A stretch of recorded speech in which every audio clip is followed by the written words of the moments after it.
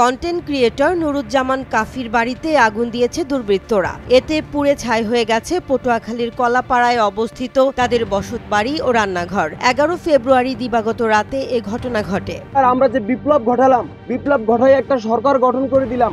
আমি তো ফ্রন্টে থেকে, আপনারা জানেন এখনো ভিডিও ফুটেজ আছে, ফ্রন্টে থেকে আমি স্লোগান দিছি, ফ্রন্টে থেকে আমি কথা বলছি। আমার ঘরে যদি না থাকে তাহলে এই বিপ্লবী সরকার কি করলো, কি প্রোটেক্ট দিল?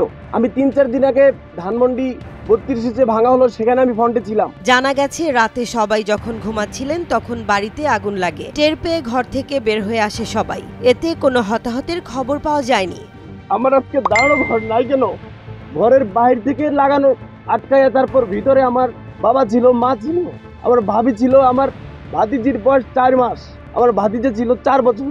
তাদেরকে সম্পূর্ণভাবে মারার জন্য ঘরের গায়ে আগুন দেওয়া হয়েছে। এখানে একটা দাঁড়ানো বিশাল বড় ঘর ছিল, আপনারা সংগ্রহ করে ঘরের ছবি দিয়ে দেবেন। এখানে কোনো কিছু নাই এখন।